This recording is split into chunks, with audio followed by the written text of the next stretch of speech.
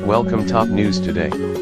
Andrew Peake, the Deputy Assistant Secretary of State for Iraq and Iran, said this week that White House was weighing a reaction to the recent wave of deadly unrest that has killed over a dozen Iranians, according to PressTV.ir.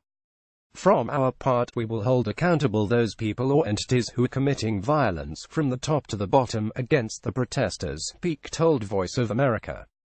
That involves examining actions we can take against those individuals, like sanctions and other means.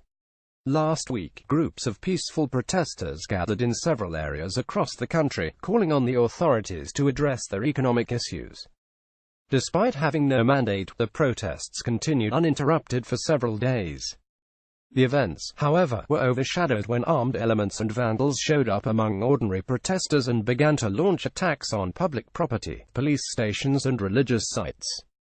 The original protesters soon left the streets upon calls by the authorities so security forces could deal with the rioters and sporadic violence in various cities.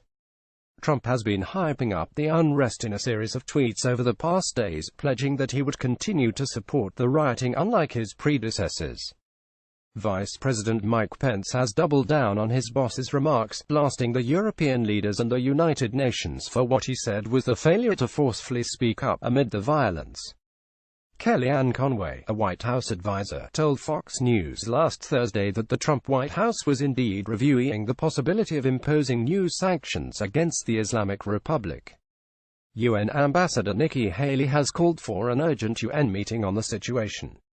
This is while some members of Trump's team have warned the Republican head of state against taking any step that would serve as evidence that Westerners are in collusion with the rioters.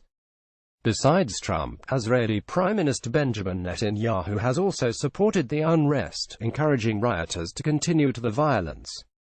The nature of the sanctions still remains unclear.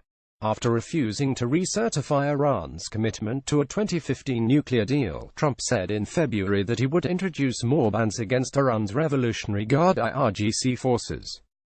The deal, known as the Joint Comprehensive Plan of Action (JCPOA), put limits on certain parts of Iran's nuclear programs in exchange for the removal of all nuclear-related sanctions. However, Trump has refused to hold up his end, contributing to the economic situation.